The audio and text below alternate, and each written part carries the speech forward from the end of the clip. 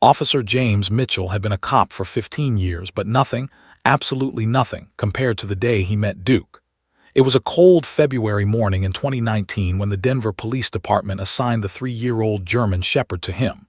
Mitchell walked into the K-9 training facility with low expectations.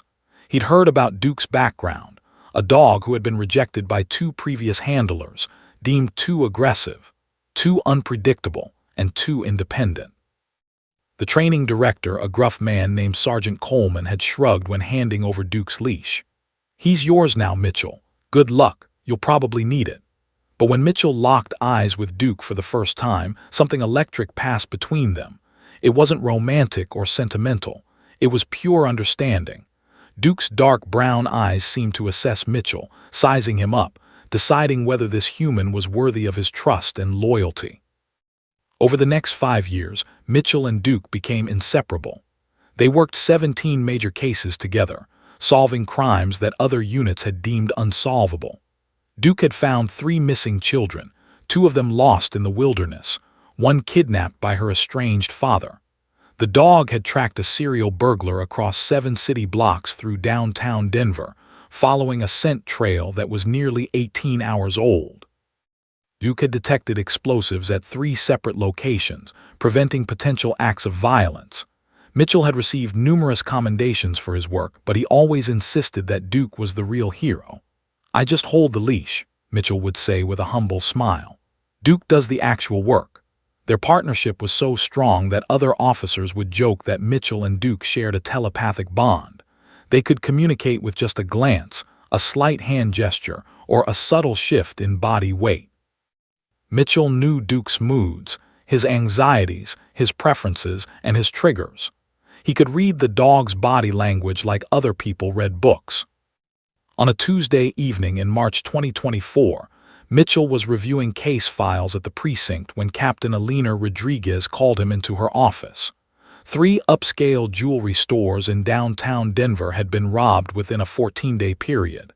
These weren't smash-and-grab robberies. These were violent, brutal attacks. During the first robbery at Riverside Jewelry on March 3rd, the robber had pistol-whipped the store owner, a 73-year-old woman named Margaret Sinclair, leaving her with a fractured skull and multiple lacerations. She had spent 3 days in intensive care and was still recovering. During the second robbery on March 12th at Diamond Elite, the robber had held an employee at gunpoint, threatening to shoot her if she didn't comply. The employee, a young woman named Jessica Torres, had suffered a severe panic attack and was now too traumatized to return to work. The third robbery on March 16th at Precious Stones had been the most brazen. The robber had fired a warning shot into the ceiling, causing widespread panic among customers and staff. "This is escalating," Captain Rodriguez told Mitchell, her jaw clenched with frustration. "We have 0 solid leads. Our detective work has been thorough but inconclusive. Witnesses describe the suspect differently in each robbery, different height, different build, different voice. The only consistent element is that the robber is armed and increasingly violent. We need Duke." Mitchell nodded, already feeling the familiar surge of adrenaline that accompanied major cases. "When do we start?"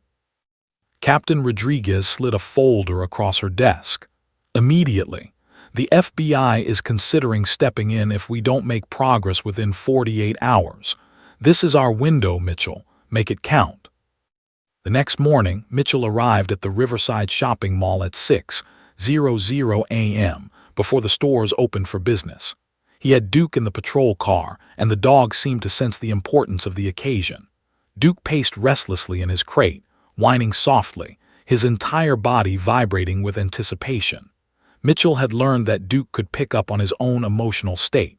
When Mitchell was nervous or excited, Duke responded accordingly. The dog knew that something significant was about to happen. Detective Maria Sanchez was already at the crime scene with 2 forensic technicians. The store had been cleaned by professional janitorial services, but the scent evidence would still be present, invisible to human noses but crystal clear to Duke's extraordinary olfactory system. Mitchell approached Margaret Sinclair's jewelry store, studying the interior carefully. The display cases had been shattered, their glass replaced but the damage still visible if you knew where to look. There were scuff marks on the polished floor where the robber had dragged merchandise across the surface. The smell of gunpowder still lingered faintly in the air. "Let him work," Detective Sanchez said as Mitchell opened Duke's crate. The dog bounded out with controlled energy, his muscles rippling beneath his sleek coat. Mitchell released the leash slightly, allowing Duke to move freely but maintaining contact. The dog's nose immediately went to work, inhaling the complex mixture of scents that filled the store. Mitchell had always found this part fascinating. Duke was literally reading the store's history through smell. The dog could detect the fear that Margaret Sinclair had experienced, the stress hormones in her sweat. He could smell the gunpowder residue on the floor and the metal oils from the gun. He could identify the robber's unique scent, a combination of cologne, sweat, and something indefinably human. Duke began moving methodically through the store, his tail held at a specific angle that Mitchell recognized as his tracking mode. The dog moved from the front entrance toward the back storage room, following a scent trail that only he could perceive. His breathing quickened. His ears perked forward. Mitchell could feel the electricity in the leash. Duke was onto something significant. Within 30 minutes, Duke's alert led them directly to Derek Walsh's residence, a modest apartment in the Five Points neighborhood of Denver. Police obtained a search warrant within hours, and when they entered Derek's bedroom, they found stolen merchandise from all three jewelry stores hidden in a cardboard box beneath his bed. Watches, rings, necklaces, thousands of dollars in jewelry that matched the robbery reports perfectly. Derek Walsh was arrested at his workplace, an auto repair shop called Mike's Garage on Brighton Boulevard. When the police arrived, he was underneath a car working on the transmission. They pulled him out, read him his rights, and placed him in handcuffs. Derek seemed almost unsurprised, as if he had been expecting this moment. He didn't resist. He didn't protest his innocence. He simply nodded, accepted the cuffs, and asked to call a lawyer. But something about this felt wrong to Mitchell. Throughout the entire investigation, Duke's behavior had been slightly off. The dog had made the correct identification. That much was undeniable. The evidence was solid. But there was a subtle hesitancy in Duke's alert that Mitchell had never experienced before. It was almost as if Duke was reluctant, uncertain, questioning his own senses. Mitchell mentioned this observation to Detective Sanchez, but she dismissed it. "The dog did his job perfectly, Mitchell. You're overthinking this." But Mitchell couldn't shake the feeling that Duke was trying to tell him something he hadn't yet understood. The courtroom of the Denver District Court was a cathedral of justice, with high ceilings, mahogany panels, and an air of austere formality that made Mitchell's chest tighten every time he entered. On the morning of March 28, 2024, he sat in the gallery with Duke resting at his feet, watching as Derek Walsh was escorted into the courtroom by two bailiffs. Derek wore a gray suit that didn't quite fit properly, his shoulders slightly hunched, his eyes downcast. He looked like a broken man already, defeated before the trial had even begun. The prosecution had a strong case: the stolen merchandise found in his apartment, the recovered gun that matched the one used in the robberies, and Duke's alert, which had led police directly to him. It should have been an open and shut case, but Mitchell knew that the criminal justice system was rarely that simple. Sarah Hendricks entered the courtroom at 9:47 a.m., and the entire atmosphere seemed to shift. She was a legend in Denver's legal community, tall, commanding, with sharp features and sharper intellect. Her dark hair was pulled back in a severe bun, and she wore a perfectly tailored charcoal suit that exuded power and confidence. Sarah Hendricks had defended 17 people accused of murder, and she had secured acquittals or plea deals for 14 of them.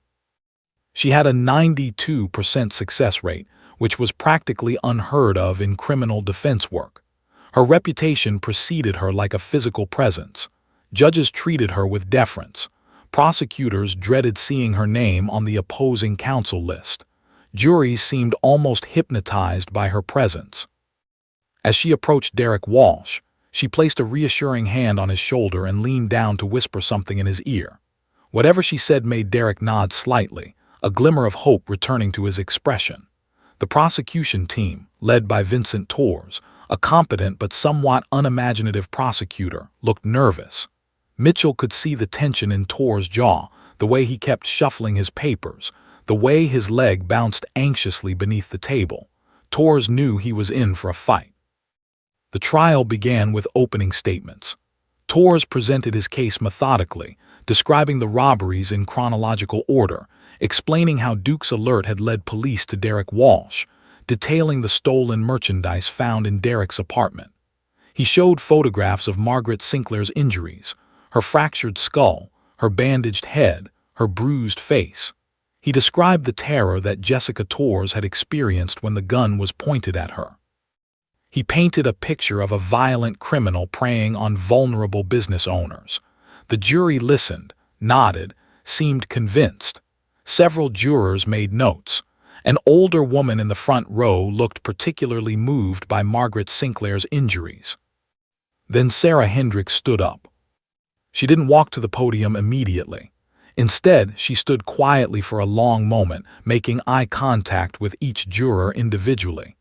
She seemed to be assessing them, understanding them, reading their souls. When she finally spoke, her voice was soft but carried clearly throughout the courtroom. "Ladies and gentlemen of the jury," she began, "you've been asked to convict a man based on the alert of a dog. A dog, not forensic evidence, not eyewitness testimony, not a confession, a dog." She paused, letting the words sink in. "In this trial, you will hear the prosecution argue that my client, Derek Walsh, committed 3 violent robberies. They will tell you that a police dog identified him as the perpetrator. But I ask you to consider this. How reliable is a dog? Dogs can't testify. Dogs can't explain their reasoning. Dogs can't tell us why they alerted on a particular person or location. They can't tell us if they were influenced by their handler's expectations, by subtle cues we don't even realize we're sending. You're being asked to send a man to prison, potentially for 15 to 20 years, based on an animal's whim." She walked slowly in front of the jury box, her hands clasped in front of her. "And then there's the physical evidence. Yes, stolen merchandise was found in Derek Walsh's apartment, but who put it there? When was it put there? Can the prosecution prove that Derek Walsh himself placed those items in his bedroom? Or could someone else have hidden them there, someone with access to his apartment, someone who wanted to frame an innocent man?" Mitchell felt his stomach tighten. It was a compelling argument, and the jury was listening intently. Over the next 3 days, Sarah Hendricks systematically dismantled the prosecution's case piece by piece. She called a forensic expert who testified that the evidence collection process had potential contamination issues. She cross-examined Detective Maria Sanchez aggressively, highlighting inconsistencies in the police report. She questioned the reliability of eyewitness identification, presenting studies showing that witnesses under stress often provide inaccurate descriptions. She emphasized that all 3 witnesses described the robber differently, different height, different build, different voice. How could they all be describing the same person? Then she presented Derek Walsh's alibi. For the 3rd robbery on March 16th, Derek had been working a double shift at Mike's garage. Sarah presented his employment records, time clock documentation, and 5 coworkers who testified that Derek had been at the garage the entire day. One of the robberies that Derek was accused of committing, he literally could not have committed because he was working at the time. The prosecution tried to argue that Derek could have committed the other 2 robberies, but the damage was done. The jury looked confused, uncertain. The foreman, a gray-haired man in his 60s named Walter Hennessy, kept shaking his head, scribbling notes that didn't look favorable to the prosecution's case. Then came Sarah's most devastating move. She called Derek's elderly mother, Patricia Walsh, to the stand. Patricia was 71 years old, frail, with trembling hands and a soft voice that the courtroom had to strain to hear. When Sarah asked her to describe her son, Patricia broke down in tears. "My Derek is a good boy," she said, her voice cracking with emotion. "He's never been violent, he's never hurt anyone. He works hard, he takes care of himself, and he loves his family. I know my son. I know his heart. He would never do such terrible things." The jury looked moved. One juror, a woman in her 50s, wiped tears from her own eyes. Sarah Hendricks had masterfully created doubt, reasonable doubt, the kind that could result in an acquittal. By day 4 of the trial, the prosecution's case was crumbling. Torres looked desperate, throwing evidence at the jury in increasingly disorganized ways. His cross-examinations became aggressive and counterproductive, making him look like a bully rather than a pursuer of justice. Judge Margaret Chen, a stern woman in her 60s who had presided over Denver's most complex cases, seemed unimpressed by his arguments. Mitchell sat in the gallery, watching it all unfold with mounting dread. Derek Walsh seemed increasingly confident, almost smiling during breaks. Sarah Hendricks had woven a spell over the courtroom, and everyone, including Mitchell, could feel Derek sliding toward acquittal. That's when Mitchell noticed something that made his blood run cold. Duke, sitting at his feet, was behaving strangely. The dog's ears were perked forward, his body tense, his eyes fixed on Derek Walsh's table. But there was something else, something Mitchell had never seen in 5 years of partnership. Duke's nose was twitching slightly, his breathing shallow and rapid. And most disturbing of all, Duke kept glancing back at Mitchell, as if trying to communicate something urgent. The dog seemed agitated, almost distressed. When Mitchell reached down to stroke Duke's ears, the dog pulled away, his attention riveted on the defense table. "What is it, buddy?" Mitchell whispered, but Duke didn't respond, didn't look at him. The dog was locked onto someone at that defense table. But it wasn't Derek Walsh that Duke was watching. Mitchell's eyes followed Duke's gaze and realized with a sinking feeling that Duke was staring intensely at someone sitting just behind Derek, someone Mitchell hadn't paid much attention to before. That's when Mitchell realized something that would change everything. By the morning of day 4, Officer Mitchell couldn't sleep. He had spent the entire night tossing in bed, his mind churning with questions, his intuition screaming that something was fundamentally wrong with this case. He kept replaying the crime scene investigation in his head, thinking about Duke's behavior during the search, remembering that subtle hesitancy in the dog's alert that had nagged at him from the beginning. Mitchell had learned over 15 years of police work that intuition was often a manifestation of pattern recognition. His subconscious mind was picking up on details his conscious mind hadn't yet processed. And right now, his subconscious was screaming a warning.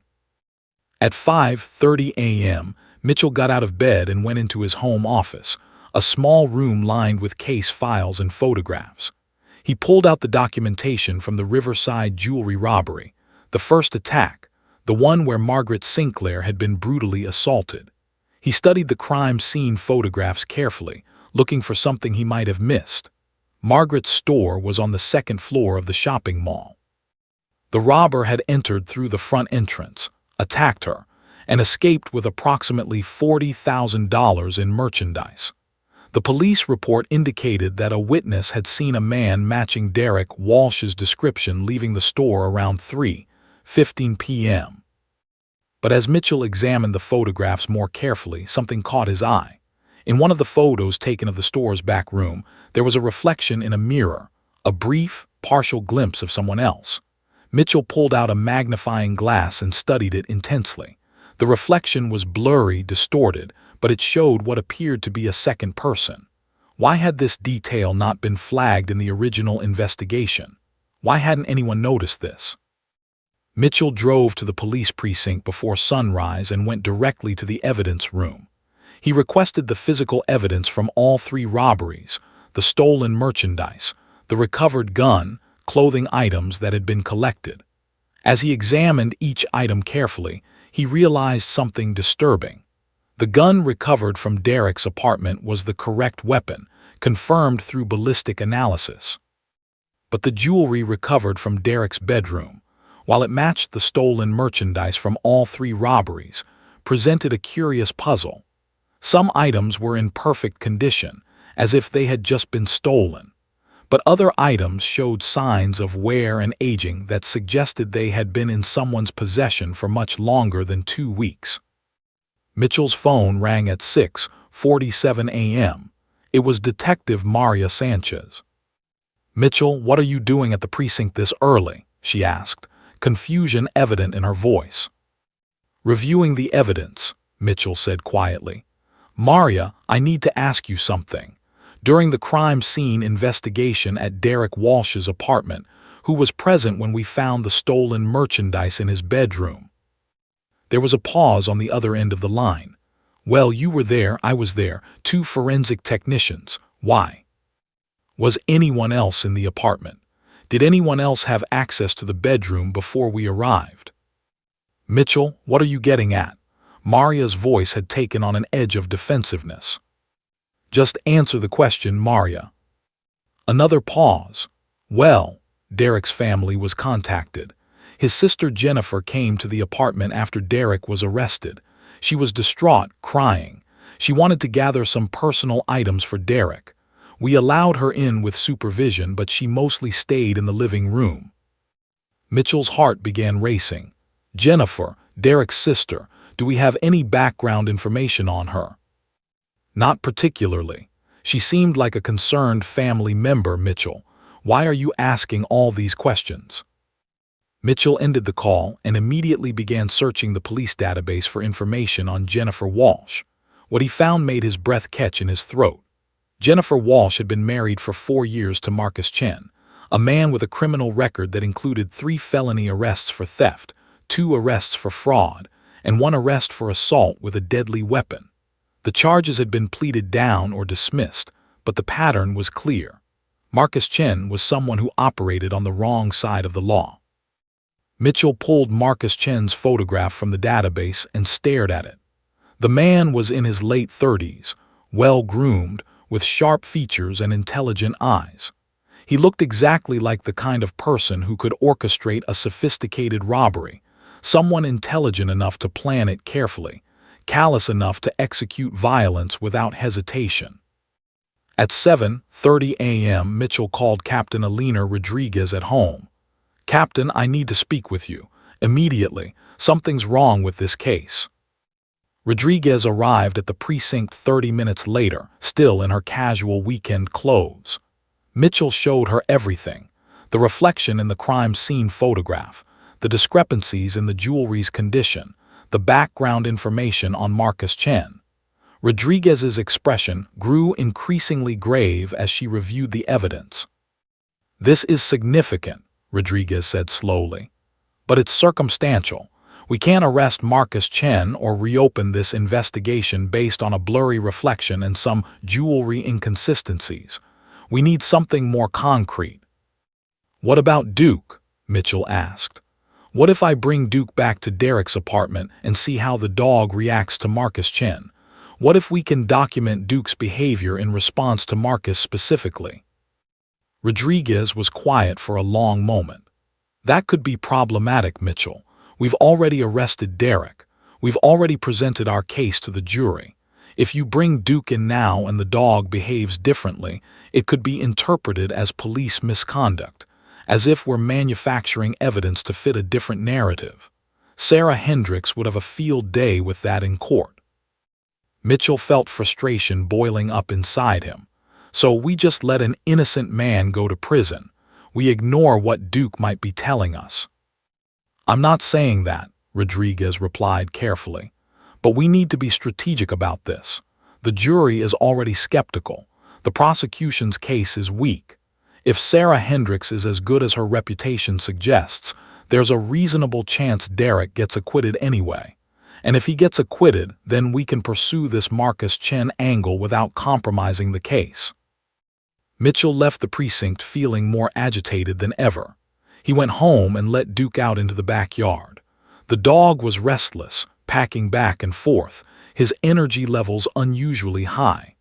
Mitchell sat on his porch and watched Duke, thinking about the bond they shared, thinking about what the dog might be trying to communicate. By the afternoon, the trial had resumed. Sarah Hendricks was presenting her closing argument, systematically dismantling the prosecution's case for the final time. The jury was nodding, looking convinced that Derek Walsh was innocent. Vincent Torres made a desperate closing argument, but it fell flat. Everyone in the courtroom sensed that the jury was leaning toward acquittal. That's when Mitchell made a decision that would change everything. He stood up during a recess and walked directly to the prosecution's table. Vincent Torres looked up, surprised. "Torres, I need to speak with you, now privately." They stepped into the courthouse hallway and Mitchell told him everything. The blurry reflection, the jewelry discrepancies, the background on Marcus Chen, Duke's unusual behavior throughout the investigation. Torres listened intently, his eyes widening as the pieces came together. "This is thin, Mitchell," Torres said, but there was hope in his voice. "Very thin, but if there's even a chance we've got the wrong person, we need to act on it. I'm going to request something unprecedented."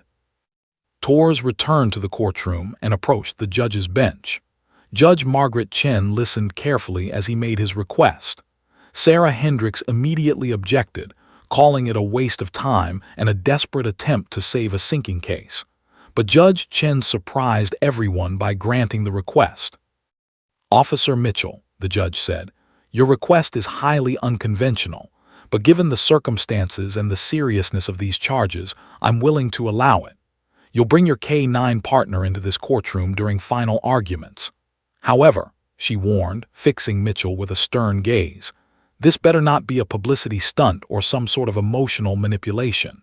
If you bring that dog in here, I expect you to be prepared to explain its behavior to this jury in scientific terms." News of the judge's decision spread through the courthouse like wildfire. Within minutes, reporters were calling their stations, cell phones were buzzing with notifications, and the courtroom began filling with spectators who had heard about the unprecedented K-9 demonstration. By the time court reconvened, the gallery was packed with journalists, curious onlookers, and even animal rights advocates who had rushed to the courthouse to document what they feared would be an inappropriate use of animals in legal proceedings. Sarah Hendricks filed multiple objections, arguing that bringing a dog into the courtroom was inflammatory, prejudicial, and scientifically questionable. But Judge Chen had made her decision, and she would not be swayed. As Mitchell sat in the gallery with Duke, waiting for the dramatic moment that was about to unfold, he could feel the dog's energy shifting. Duke seemed to sense that something significant was about to happen. The dog's muscles were coiled, his focus sharp, his entire being concentrated on alert status. Mitchell checked his watch.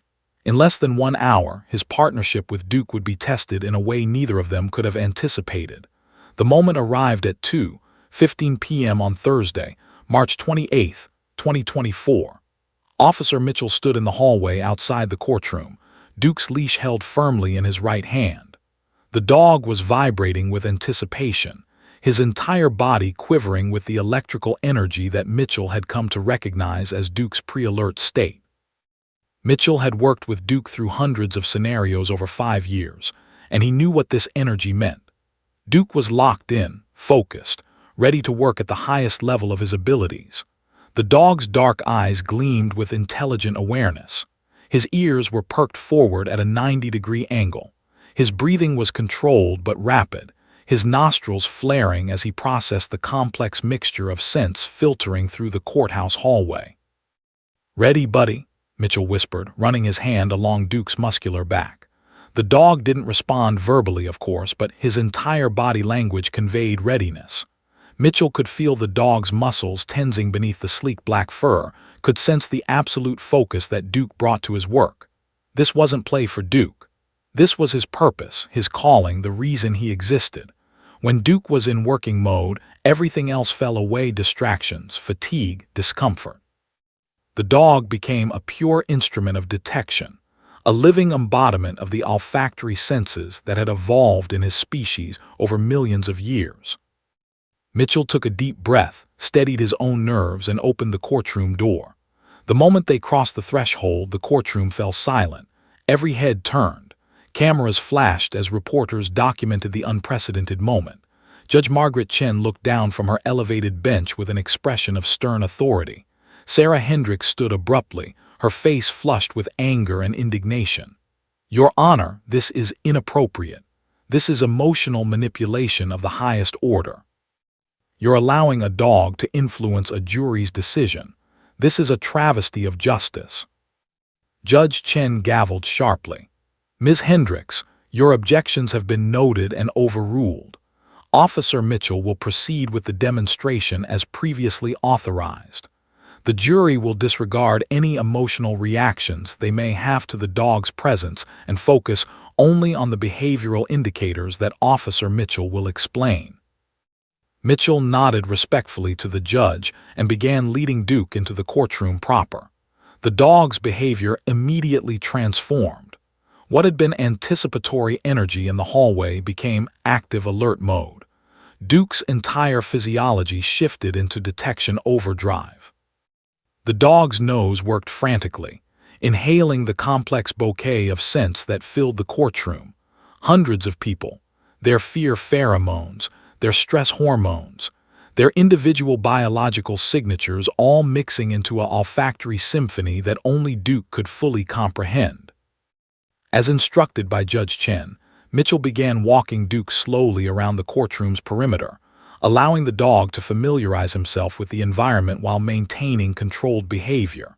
The dog's movements were calculated and deliberate. Mitchell could feel the subtle shifts in Duke's gait, could sense when the dog's attention locked onto a particular scent or location. They walked past the prosecution table, and Duke showed mild interest but no significant alert. They walked past the defense table, and Derek Walsh actually smirked, as if he found the entire proceeding amusing or ridiculous. But then, as they approached the gallery section at the back of the courtroom, something extraordinary happened. Duke's entire body went rigid. His ears shot backward in alarm or heightened focus. His breathing became rapid and shallow. The dog's muscles tensed so intensely that Mitchell could feel the leash pulling with considerable force. Duke had locked onto a scent, and it was clearly significant. Mitchell's heart rate accelerated as he tried to maintain control of the dog while also observing Duke's precise focus. The dog was pulling toward the gallery section, specifically toward the third row of seating. Mitchell allowed Duke to move forward while maintaining light pressure on the leash, following the dog's instincts. As they drew closer, Duke's alert behavior intensified dramatically. The dog began barking, a sharp, authoritative sound that echoed through the courtroom. Duke's paws scraped against the wooden floor.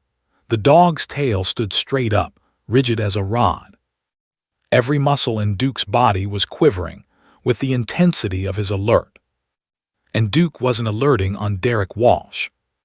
The dog was alerting on Marcus Chen, the well-dressed man sitting in the third row of the gallery, the man who had been quietly observing the entire trial, taking occasional notes, appearing utterly composed and confident. Marcus Chen's face suddenly went pale. The color drained from his cheeks as if someone had pulled a plug and let all his blood drain away. No, that's not. That dog is crazy," Marcus shouted, standing up abruptly from his seat and attempting to move toward the aisle. But security officers, who had been positioned throughout the courtroom in anticipation of some kind of disruption, immediately moved to intercept him. The courtroom erupted into absolute chaos. Spectators gasped in shock. Reporters stood up, recording on their phones, documenting the unprecedented moment. Several jurors leaned forward in their seats, their eyes wide with surprise and confusion. The foreman, Walter Hennessy, actually stood up to get a better view. Judge Margaret Chen banged her gavel repeatedly, demanding order, but her own voice carried an undertone of shock and surprise. This was not how she had expected the demonstration to unfold. Sarah Hendricks looked like someone had physically struck her. Her carefully constructed confidence had shattered in an instant. Her mouth hung open, her eyes wide, her composure completely destroyed. She looked from Duke to Marcus Chen and back again, her brilliant legal mind struggling to process what was happening. Derek Walsh, meanwhile, had a completely different expression. His smug confidence had transformed into genuine confusion and shock. He looked at his brother-in-law, then at Duke, then back at Marcus, as if his mind was struggling to piece together a puzzle that had suddenly taken on completely different dimensions. Officer Mitchell fought to maintain control of Duke, whose alert behavior continued with undiminished intensity. The dog was barking, pawing at the air, his entire body language screaming that this man, this person sitting in the gallery, was the source of the scent evidence that Duke had detected at the crime scenes. This was not trained behavior. Mitchell had never specifically trained Duke to alert on Marcus Chen. This was pure, authentic detection. Duke's extraordinary nose recognizing a scent signature that matched the evidence from the jewelry store robberies. That dog is insane. This is a setup. This is police misconduct. Marcus Chen was shouting as security officers grabbed his arms and began escorting him out of the courtroom. He struggled against them, his composure completely shattered, his panic evident to everyone present. Detective Maria Sanchez made direct eye contact with Officer Mitchell across the courtroom. Her eyes widened with recognition and understanding. The pieces were coming together for her as well. Then, unexpectedly, an elderly woman in the front row of the gallery stood up. It was Margaret Sinclair, the 73-year-old jewelry store owner who had been brutally assaulted during the first robbery. She had come to the trial to see her attacker convicted. But now, watching Marcus Chen being escorted from the courtroom, recognition flashed across her face. "That's him," she screamed, her voice cracking with emotion and trauma. "That's the man who attacked me. That's the man who hit me. I knew something was wrong with his face, but I couldn't place it during the lineup. That's him. That's the robber." The courtroom descended into even more complete pandemonium. Judge Chen banged her gavel so hard that one of the wooden blocks cracked. "Order! I demand order in this courtroom." But even as she was issuing her commands, everyone in that courtroom understood that something seismic had just shifted. Justice, which had seemed ready to miscarry, had been pulled back from the brink by an extraordinary dog and his handler's intuition. Officer Mitchell stood in the center of the courtroom, holding Duke's leash, as his 5-year-old partner continued barking in the direction of Marcus Chen, who was now being forcibly removed from the courtroom by security. The dog's alert was unwavering, absolute, undeniable. In that moment, with Margaret Sinclair's identification echoing through the courtroom, with Duke's extraordinary detection abilities on full display, with the prosecution's completely unexpected vindication happening in real time, the entire case transformed. Judge Margaret Chen gavelled for order one final time, then looked directly at the jury. "We're going to take a recess," she announced. "Everyone remain in the courtroom. No one leaves. We'll reconvene in 30 minutes. But everyone knew that the trial was effectively over. Justice had found its true target. The 30-minute recess lasted 3 hours. Officer Mitchell sat in a small witness preparation room with Duke, watching the chaos unfold through controlled updates from Detective Maria Sanchez and Captain Elena Rodriguez. The news was spreading through the courthouse like wildfire and beyond. By the time the jury reconvened, the story had already reached local television stations and was beginning to circulate on social media platforms. The hashtag #DukeTheJusticeDog was trending on Twitter within 90 minutes. What had happened during those 3 hours was a complete reversal of the investigation. Police had immediately taken Marcus Chen into custody after he was escorted from the courtroom. He was placed in an interrogation room at the Denver Police Department, and detectives began the process of questioning him about his involvement in the jewelry store robberies. At first, Marcus had maintained his innocence, his earlier panic seemingly replaced by a cold, calculated demeanor. He claimed the dog's alert was meaningless, that he had done nothing wrong, that this was all some sort of terrible misunderstanding. But Detective Maria Sanchez had other ideas. She walked into the interrogation room carrying the evidence that Mitchell had discovered earlier, the photographs from the crime scenes, the inventory discrepancies, the background information on Marcus Chen's criminal history. More importantly, she presented him with the results of an expedited forensic examination of his clothing. The suit jacket he had been wearing in the courtroom was covered with trace evidence from the jewelry stores. Microscopic glass particles from the shattered display cases at Riverside Jewelry, gunpowder residue consistent with the weapon used in the robberies, and carpet fibers matching the floor coverings at all 3 jewelry stores. When Detective Sanchez laid out this evidence and explained that Margaret Sinclair had positively identified him as her attacker, Marcus Chen's facade cracked completely. He asked for a lawyer and the interrogation was suspended. But the damage was done. The evidence was overwhelming. Meanwhile, in the courthouse, the situation was evolving in equally dramatic ways. Judge Margaret Chen had called both the prosecution and defense into her chambers. What happened in that private meeting would later be described by those present as one of the most surreal legal moments in Denver's history. Sarah Hendricks, the brilliant defense attorney who had been winning the case minutes before Duke's extraordinary alert, found herself in an impossible position. Her client, Derek Walsh, had been framed by his own brother-in-law. The evidence now pointed conclusively to Marcus Chen, not Derek. But what did this mean for Sarah's defense strategy? How could she explain that her client was innocent when he had initially accepted responsibility for crimes he hadn't committed? Derek Walsh, sitting in the courtroom during this period of confusion, appeared to be in shock. His sister Jennifer had rushed to his side, and the two of them sat together, whispering frantically, trying to understand how everything had spiraled into such chaos. Derek kept looking at Officer Mitchell and Duke, his expression a mixture of gratitude, confusion, and betrayal. His own brother-in-law had set him up. His own family had put him in this position. The emotional weight of that realization was visible on his face. When court reconvened, Judge Margaret Chen made an announcement that surprised no one but carried profound significance. In light of the extraordinary developments that have occurred during this recess, and based on new evidence that has emerged, I am declaring a mistrial in the case of the People versus Derek Walsh. The charges against Mr. Derek Walsh are being dismissed effective immediately. The gallery erupted in applause. Several jurors actually cheered. The foreman, Walter Hennessy, looked relieved, nodding as if he had always known Derek was innocent.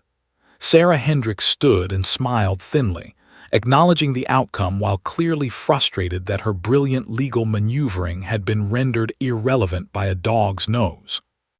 Derek Walsh wept openly, his mother Patricia embracing him as tears streamed down both their faces.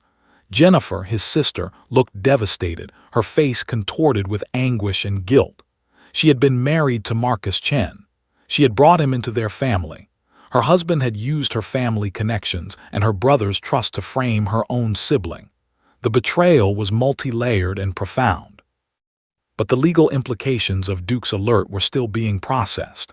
The prosecution immediately filed charges against Marcus Chen, 3 counts of armed robbery, assault on a senior citizen causing serious bodily injury, and conspiracy to frame an innocent party. The evidence was overwhelming. The forensic results were definitive. Margaret Sinclair's identification was unambiguous. And Duke's alert, while not technically admissible as direct evidence in court, had provided the catalyst that led to the discovery of all the physical evidence that was admissible. Vincent Torres held a press conference outside the courthouse at 5:47 p.m. Officer Mitchell stood beside him with Duke, and cameras flashed continuously as reporters shouted questions. Torres explained the sequence of events, acknowledging that his initial investigation had been thorough but incomplete. He praised Officer Mitchell's persistence in questioning the case details, and he gave particular credit to Duke's extraordinary detection abilities. Police dogs like Duke possess olfactory capabilities that are literally beyond human comprehension, Torres explained to the assembled media. A dog's nose contains approximately 300 million olfactory receptors, compared to about 6 million in humans. A dog can detect scent particles at concentrations as low as 1 part per trillion. What Duke was able to detect in that courtroom, the presence of trace evidence on Marcus Chen's clothing, would have taken our forensic laboratory hours or days to identify. Duke accomplished this in seconds. But the most powerful moment came when Margaret Sinclair, the 73-year-old jewelry store owner, stepped forward to speak. She was still recovering from her injuries, still visibly traumatized by the assault she had endured. Her head was partially bandaged, and she moved slowly, carefully, as if her body was still healing from the violence perpetrated against her. When she approached the microphones, reporters fell silent out of respect for her obvious suffering. "I want to thank Officer Mitchell and Duke," Margaret said, her voice trembling with emotion. "I want to thank them for finding the real criminal. I was preparing myself to spend years in court, years reliving the moment this man attacked me. I thought I would have to see Derek Walsh convicted based on incomplete evidence. But Duke knew the truth. That remarkable dog knew the truth when human investigators were looking in the wrong direction. I'm grateful. I'm grateful for justice. And I'm grateful for that beautiful, intelligent dog." As Margaret spoke, Duke remained calm and focused, his leash held by Officer Mitchell, his entire demeanor one of professional composure. The dog seemed to understand that he had accomplished something significant, that his work had mattered in a profound way. By 6:30 p.m., the news had spread beyond Denver. National news outlets were picking up the story. CNN was running special segments about K9 detection capabilities. Fox News was interviewing legal experts about the implications of Duke's alert. MSNBC was analyzing the case from a criminal justice perspective. The hashtag #DukeTheJusticeDog had been tweeted over 200,000 times. Local Denver news stations were running continuous coverage, with reporters standing outside the courthouse, outside the police precinct, and outside Margaret Sinclair's jewelry store. Officer Mitchell received calls from other police departments across the country, asking for interviews, wanting to know more about Duke's training, inquiring about the possibility of implementing similar K9 programs. Universities contacted him about lecturing on detection dog capabilities. Animal behaviorists wanted to study Duke's remarkable abilities. Journalists wanted exclusive interviews. Television producers wanted to create documentaries about the case. But Officer Mitchell wasn't thinking about any of that as he drove home that evening with Duke. He was thinking about the incredible bond he shared with his partner, the bond that had transcended the ordinary handler-dog relationship and had somehow tapped into something deeper, an intuitive understanding that had led to justice when the system itself had nearly failed. As Mitchell pulled into his driveway, Duke jumped out of the patrol car and bounded into the backyard, finally able to release the tension and focus that the dog had maintained throughout the entire ordeal. The dog ran in circles, jumped in the air, shook his entire body as if shedding the weight of the case. Mitchell sat on his porch and watched, feeling the weight of the day settling on his shoulders. Tomorrow there would be depositions. There would be legal proceedings against Marcus Chen. There would be countless interviews and inquiries. But tonight, Mitchell simply sat and watched his partner play, grateful for the extraordinary bond they shared, grateful that Duke's instincts had guided them to the truth, grateful that justice had prevailed. What Officer Mitchell didn't yet know was that this case would become a landmark moment in American legal history, that it would change how police departments across the nation viewed K9 units, and that Duke would become something of a celebrity in law enforcement circles. But for now, as the sun set over Denver and the chaos of the day finally quieted, Mitchell simply enjoyed the peaceful presence of his partner, the dog who had seen the truth when everyone else had been blinded by circumstantial evidence and brilliant legal maneuvering. The interrogation room at the Denver Police Department was cold, sterile, and designed to be psychologically uncomfortable. Marcus Chen sat across from Detective Maria Sanchez and her partner, Detective Raymond Foster, his hands cuffed to the metal table in front of him. For the first 2 hours, Marcus had maintained his composure, refusing to answer questions, demanding his lawyer repeatedly. But lawyers were expensive, and Marcus's resources were already being depleted by his legal defense. After 6 hours of interrogation, after being presented with forensic evidence that was overwhelmingly damning, after watching the video footage of Margaret Sinclair identifying him in the hallway outside the courtroom, Marcus Chen finally broke. "I want to make a deal," he said, his voice hoarse from hours of denial and resistance. "I want immunity in exchange for a full confession."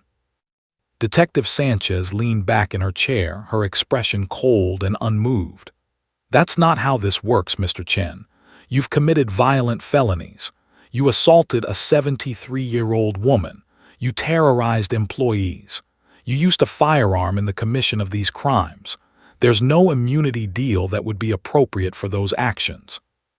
But if you cooperate fully, if you provide us with complete information about your crimes and your motivations, I will recommend a reduced sentence to the district attorney."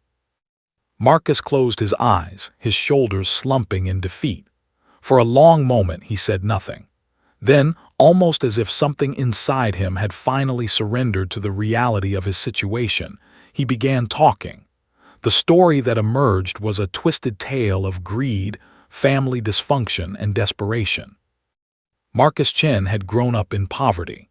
His parents had both worked minimum-wage jobs their entire lives, and Marcus had learned early that legitimate hard work would never provide the lifestyle he desired.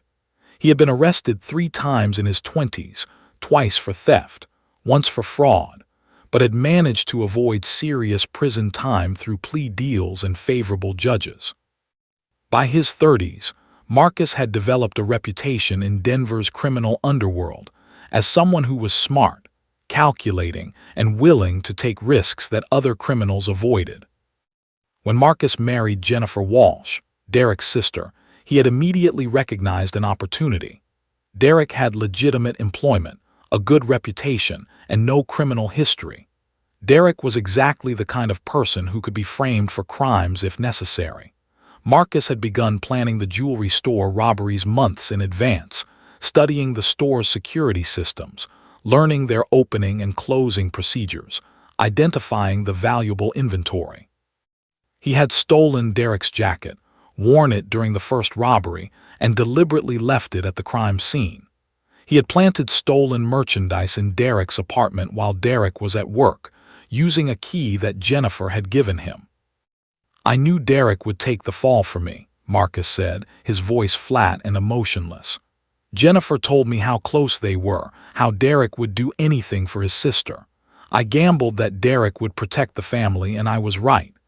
Derek was so stupid, so loyal to his family, that he accepted the blame immediately."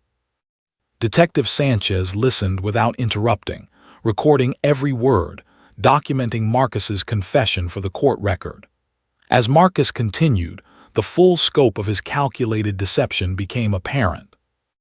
Marcus had attended the trial deliberately, wanting to watch Derek being convicted, wanting to witness the successful conclusion of his plan. He had wanted to feel the satisfaction of having framed his brother-in-law so perfectly that Derek would spend years in prison, while Marcus enjoyed the stolen jewelry and the money from the robberies. Marcus had already begun planning his next series of robberies, targeting stores in other Colorado cities, thinking he had finally figured out how to commit crimes with impunity. But what Marcus hadn't anticipated was the presence of Duke in the courtroom. What Marcus hadn't calculated into his meticulous plan was the possibility that a police dog possessed olfactory capabilities so extraordinary that the dog could detect trace evidence that Marcus himself didn't even know he was carrying. "I didn't realize I still had the particles on me," Marcus admitted, looking at his designer suit with contempt. "I had cleaned the suit, had it dry cleaned professionally, had worn it multiple times since the robberies, but the dry cleaning couldn't remove microscopic particles. The gunpowder residue was so minute that I didn't even know it was there. And that dog, that fucking dog, somehow smelled it and knew exactly what it meant." As Marcus continued his confession, he provided specific details about each robbery: the times, the dates, the precise sequence of events, the locations where he had hidden various items from the robberies. He provided information about his accomplices, a man named David Torres, no relation to the prosecutor, who had helped fence some of the stolen jewelry, and a woman named Lisa Martinez who had provided him with inside information about the jewelry store's security systems. By 11:47 p.m., Marcus Chen's confession was complete. The tape had recorded nearly 8 hours of detailed, specific information that would allow prosecutors to build an absolutely bulletproof case against him. District Attorney Patricia Gonzalez reviewed the confession early the next morning and immediately filed formal charges: 3 counts of armed robbery, assault on a senior citizen causing serious bodily injury, conspiracy, fraud, and attempted obstruction of justice, for framing Derek Walsh. But the most important moment came when Margaret Sinclair was brought into the police precinct to provide a formal, videotaped identification of Marcus Chen. Margaret was nervous, still traumatized by the assault she had endured, but her identification was crystal clear. She identified Marcus as the man who had attacked her, the man who had pistol-whipped her, the man whose violence had left her with a fractured skull and permanent scarring. "I would never forget his face," Margaret said to the camera, her voice steady despite the obvious emotional toll. "Even though I didn't recognize him at first during the trial, once I saw him in that courtroom, once I had a moment to really look at him, I knew. I knew with absolute certainty that this was the man who destroyed my life. This is the man who made me afraid to go into my own store. This is the man who stole from me, assaulted me, and tried to hide behind an innocent man's sacrifice." The videotaped identification was legally powerful, but its emotional impact was even more significant. When the prosecution later showed that video to a potential jury, there wouldn't be a single juror who wouldn't be moved by Margaret's obvious trauma and her certain identification. Meanwhile, in a separate legal proceeding, Derek Walsh's attorney, a different attorney than the one assigned to him during the wrongful prosecution, filed a civil rights lawsuit against the Denver Police Department, claiming that police had failed to conduct a thorough investigation and had rushed to judgment based on Duke's alert alone. However, the lawsuit was complicated by the fact that Officer Mitchell and Duke had ultimately led to Derek's exoneration. The suit was eventually settled for a nominal amount, with both parties acknowledging that mistakes had been made, but also recognizing that the investigation had ultimately served the interests of justice. The most dramatic moment in the legal proceedings came during Marcus Chen's preliminary hearing on April 2, 2024. Officer Mitchell was called to testify about Duke's alert in the courtroom. Under cross-examination by Marcus's newly hired defense attorney, Sarah Hendricks had recused herself from representing Marcus, unwilling to defend a man who had so brazenly manipulated the legal system. Mitchell was asked to explain Duke's behavior in scientific terms. "Duke detected the presence of trace evidence on Mr. Chen's person," Mitchell explained. "Specifically, gunpowder residue, glass particles consistent with the jewelry store display cases, and carpet fibers matching the floors of the 3 robbed stores. These particles had accumulated on Mr. Chen's clothing during the commission of the robberies. Professional dry cleaning could not remove particles of that microscopic size. Duke's olfactory system, which is exponentially more sensitive than a human's, detected these particles and alerted on them in the manner he was trained to do." The defense attorney tried to argue that Duke's alert was unreliable, that dogs could be influenced by handler expectations, that the alert had no scientific validity. But Mitchell's testimony was unshakable. He had thousands of hours of experience with Duke, had documented the dog's remarkable accuracy rate, and could speak with absolute authority about the dog's detection capabilities.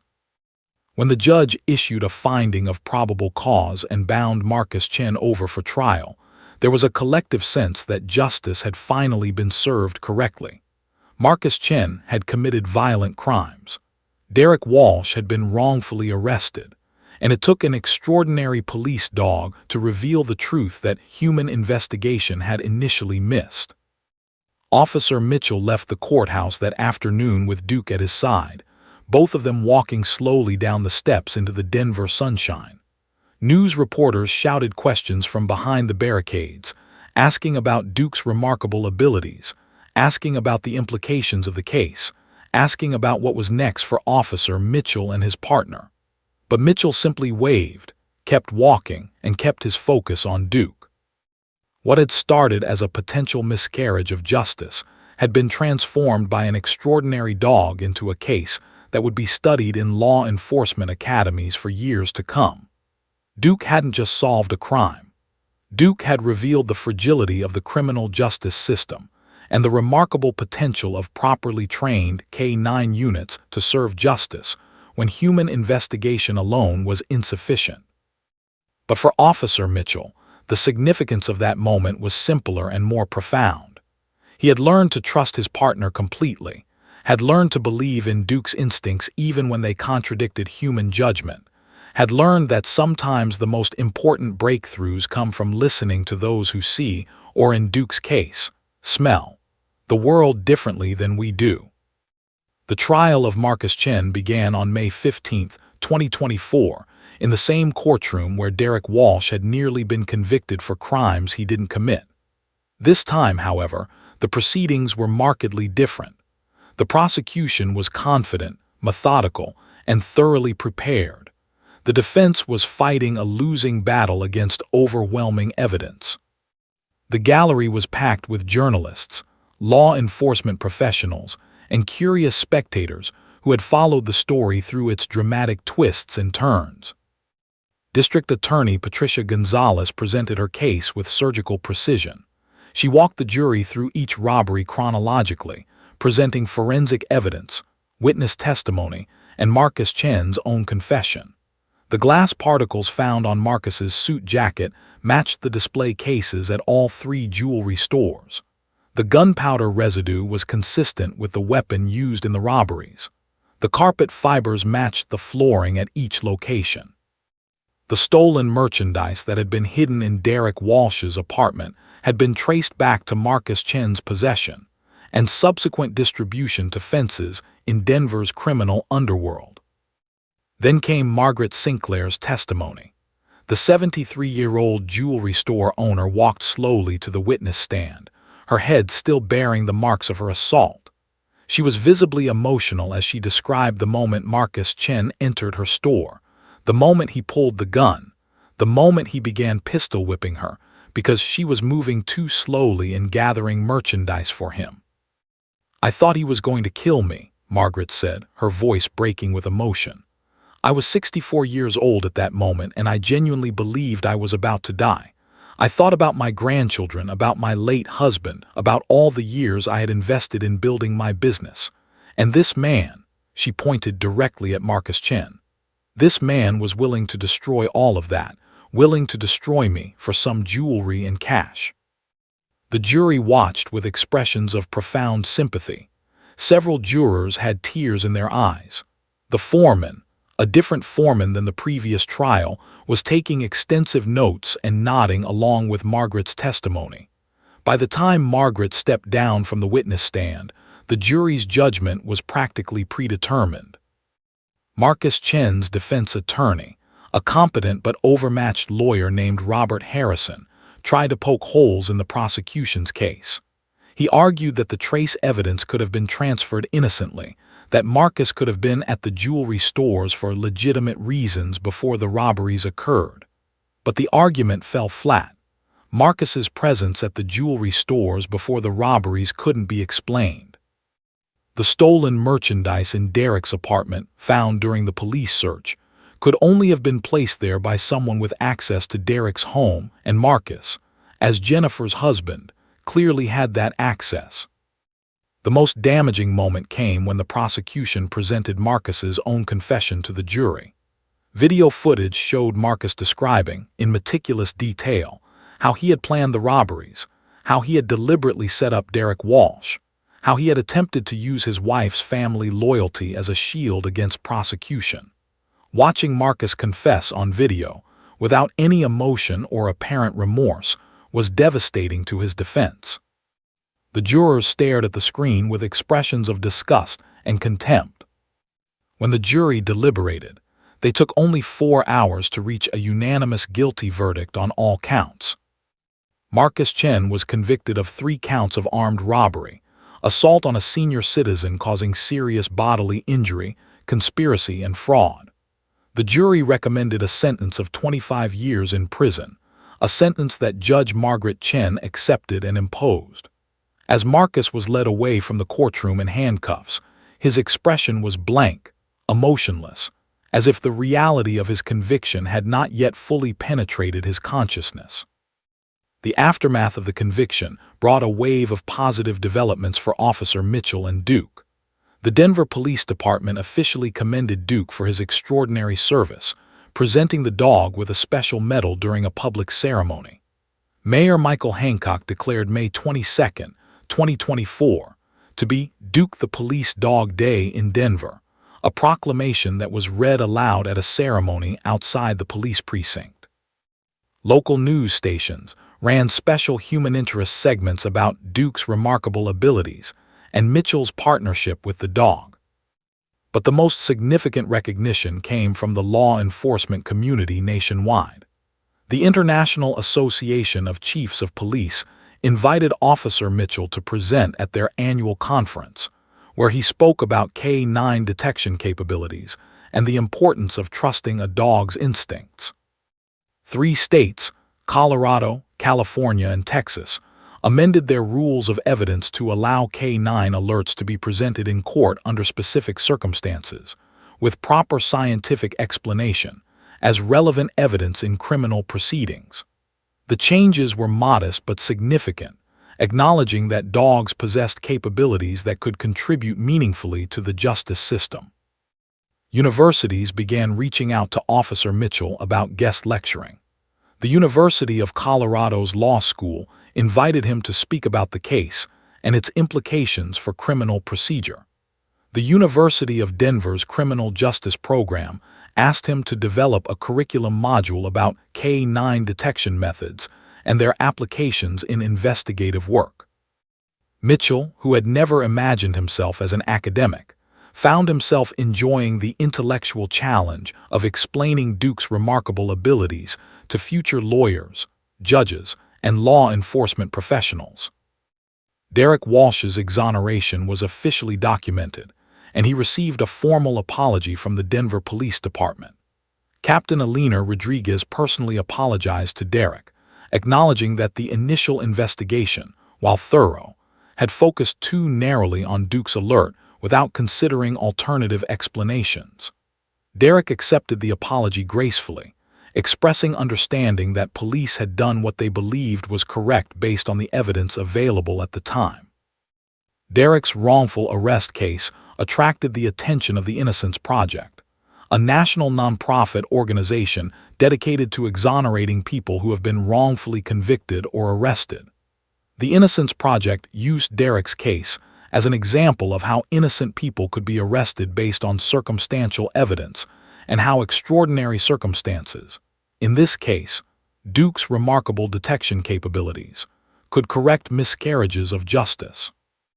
Jennifer Walsh, Derek's sister, struggled significantly with the aftermath of her husband's crimes.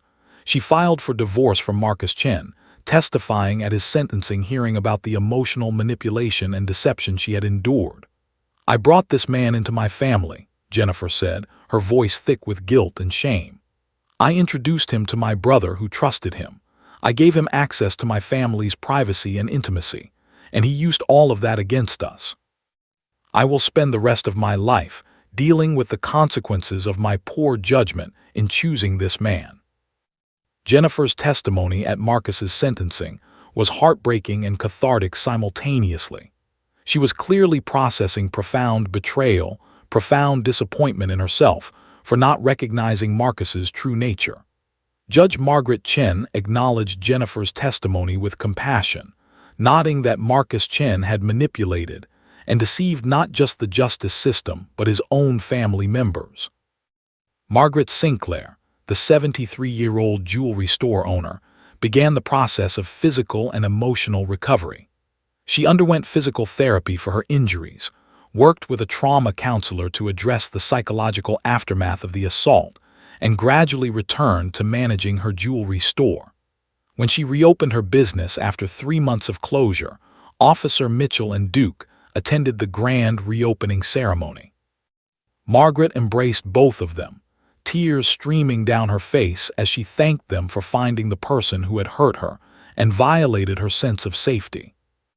"You restored my faith in justice," Margaret told Mitchell, her hand resting on Duke's head. "I thought the system had failed me. I thought an innocent man was going to be convicted for crimes he didn't commit. But this remarkable dog, this extraordinary partner of yours, saw the truth when everyone else was looking in the wrong direction. You and Duke gave me justice. You gave me closure. You gave me my life back." Officer Mitchell felt his own eyes becoming wet as Margaret spoke. This was why he did this work. This was why he had dedicated his career to law enforcement. Not for the recognition or the awards or the public commendations, but for moments like this, moments when justice was served correctly, when the guilty were held accountable, when victims could begin to heal. By June 2024, the case had largely faded from the news cycle, replaced by other stories, other crimes, other dramatic moments in the justice system.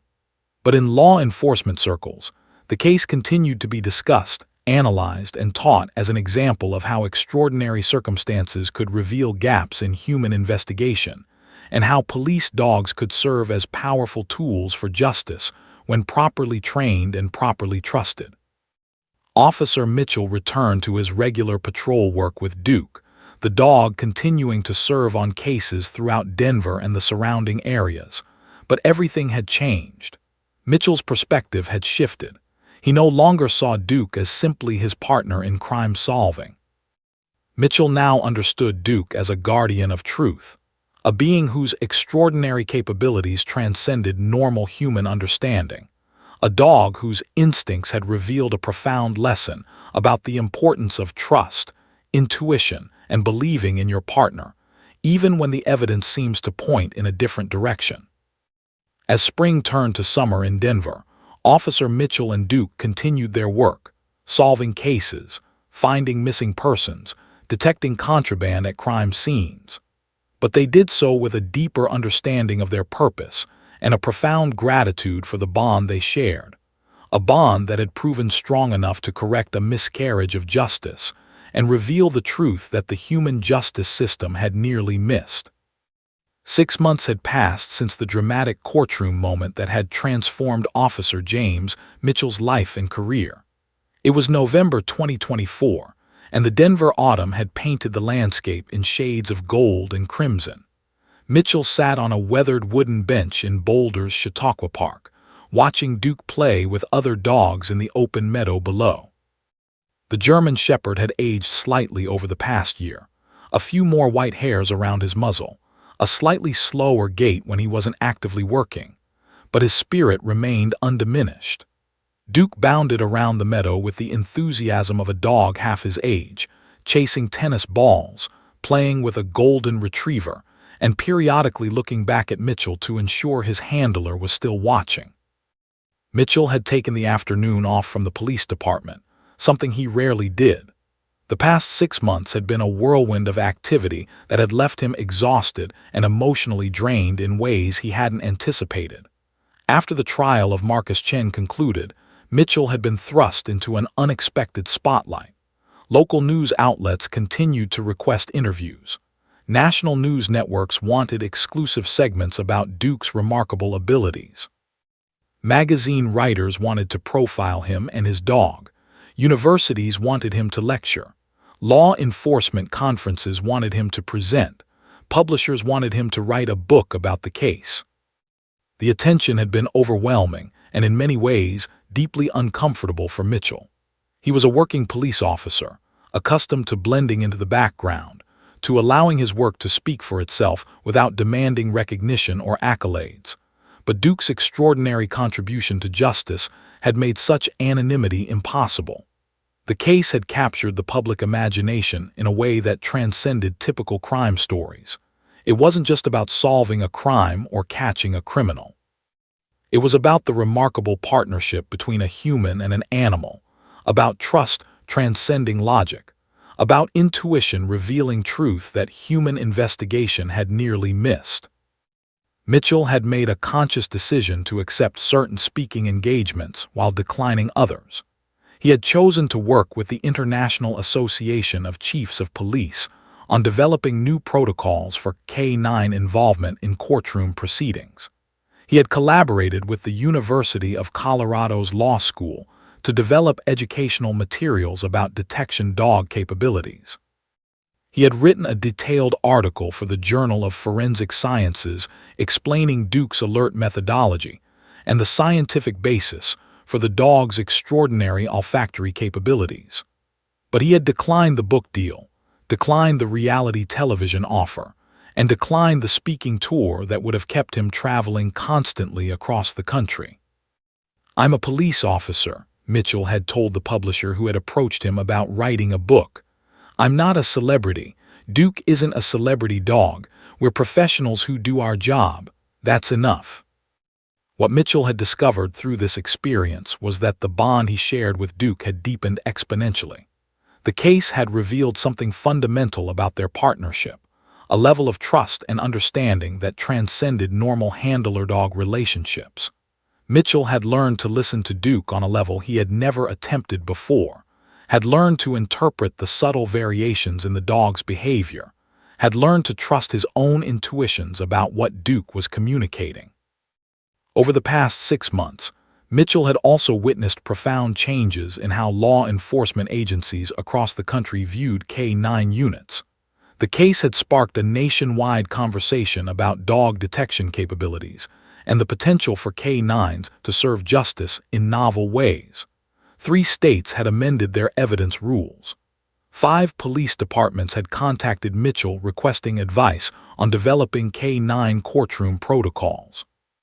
The FBI had invited Duke and Mitchell to participate in a special training program for federal law enforcement K-9 handlers.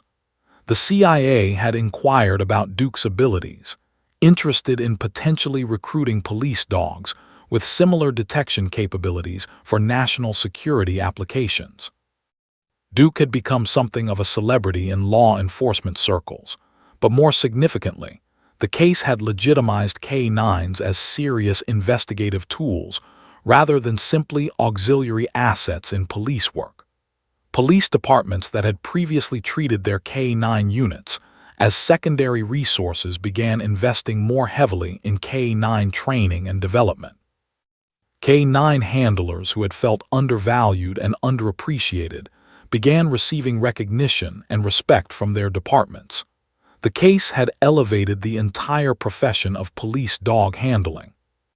But perhaps the most meaningful outcome of the case was what it had revealed about Derek Walsh, Margaret Sinclair, and their respective paths toward healing and recovery. Derek had written a personal letter to Officer Mitchell and Duke, expressing profound gratitude for his exoneration and his restored freedom. "I was prepared to sacrifice years of my life to protect my sister," Derek had written. "I was willing to accept the loss of my freedom, my career, and my reputation to keep our family intact. But your remarkable dog saw the truth. Duke revealed the deception that I was blind to. I don't know how I will ever adequately thank you and Duke for what you have done for me." Derek had returned to his job at Mike's Garage and had eventually resumed a relatively normal life, though the experience of nearly being wrongfully imprisoned had left permanent marks on his psyche. He had become something of an advocate for wrongful conviction awareness, speaking to civic groups and legal organizations about how even innocent people could be arrested and prosecuted based on circumstantial evidence. His story and Duke's role in his exoneration had become a powerful teaching tool for understanding the fragility of the criminal justice system. Margaret Sinclair's recovery had been slower and more difficult. The physical injuries from her assault healed relatively quickly, but the psychological trauma took longer to process. Margaret had worked with a trauma counselor for nearly 6 months, gradually rebuilding her sense of safety and trust. When she finally returned to her jewelry store to work full-time, Officer Mitchell and Duke had visited regularly, providing a tangible reminder that justice had been served and that she was protected. Margaret had eventually become something of a spokesperson for victims' rights, using her experience to advocate for better support systems for people who had suffered violent crimes. The impact of the case extended beyond the individuals directly involved. Legal scholars and law enforcement professionals had begun discussing the implications of Duke's alert for the future of criminal justice. Some questioned whether police dogs would become overvalued as investigative tools, whether their alerts would receive too much weight in legal proceedings. Others argued that the case demonstrated the importance of maintaining rigorous scientific standards for evaluating K9 evidence, ensuring that dog alerts were corroborated by physical evidence before being used in courtroom proceedings. The case had also sparked broader conversations about the nature of intuition, about how human handlers could better understand and interpret the signals their K9 partners were sending, about how trust and communication could transcend the species barrier and create something greater than either partner could accomplish alone. As Mitchell watched Duke play in the meadow, he reflected on how much his understanding of his partner had evolved. He no longer thought of Duke as simply a tool he wielded in service of police work. Mitchell had come to understand Duke as a being with his own perspective, his own way of perceiving and interpreting the world, his own intelligence and emotional depth. The case had revealed that humans had much to learn from their animal partners, that sometimes the most important breakthroughs came from trusting instincts that couldn't be fully explained in rational terms. On a practical level, Mitchell and Duke had continued their police work throughout the past 6 months. They had solved 7 additional cases, tracked 3 missing persons successfully, and detected contraband in 3 separate investigations. Duke's performance had remained at the highest level, suggesting that the dog's abilities hadn't been diminished by the attention surrounding the case. If anything, Duke seemed more focused, more engaged in his work, as if the remarkable moment in the courtroom had somehow awakened something deeper within the dog. Mitchell had made a conscious decision that he and Duke would eventually retire together. They had served together for 5 years, and Mitchell estimated they had at least 3 more years of productive police work ahead of them. But when the time came for both of them to step away from active duty, Mitchell intended for them to retire to a small property in the mountains outside Denver, where Duke could spend his final years enjoying the relative peace and quiet of rural life, away from the intensity of police work and the ongoing attention that had followed their remarkable case. As the sun began to set over Boulder, casting long shadows across the meadow, Mitchell called Duke back to him. The dog bounded over enthusiastically, his tongue hanging out, his entire body vibrating with the joy that dogs seem to experience when they were simply being themselves. Mitchell clipped the leash onto Duke's collar and began the walk back toward the parking area. "You did good, buddy," Mitchell said softly, running his hand along Duke's muscular back. "You did something really extraordinary. You saw the truth when the whole world was looking in the wrong direction. You changed the course of justice. You proved that trust between a handler and a dog can accomplish things that logic alone can never achieve." Duke pressed against Mitchell's leg as they walked, the leash connecting them physically but the bond between them extending far deeper than any physical connection. In that moment, walking through the golden light of the Colorado autumn, Officer James Mitchell understood something fundamental about his partnership with Duke. It had never been about the cases they solved or the crimes they prevented. It had always been about the profound communication between 2 beings, the extraordinary trust that could exist between species, and the remarkable things that could be accomplished when one being simply listened to another and believed. The case of Marcus Chen, Derek Walsh, and Duke's remarkable alert in the Denver courtroom would eventually fade from the news cycle.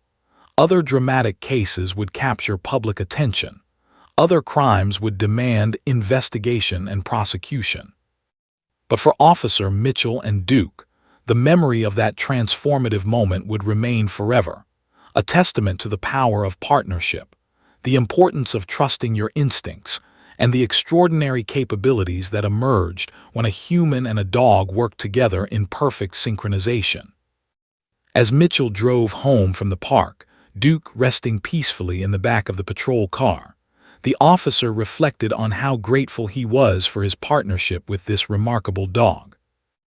Duke had taught him lessons that no training academy could have provided, had revealed depths of understanding that Mitchell had never known existed, had proven that sometimes the most important breakthroughs in life came not from logic or evidence, but from trusting the bond you shared with someone, or in this case, with a dog, and believing in their extraordinary ability to see the truth.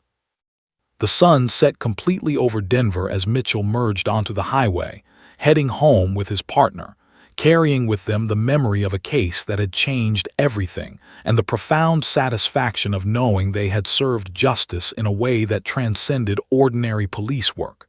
It was enough. It was more than enough. It was everything. The end.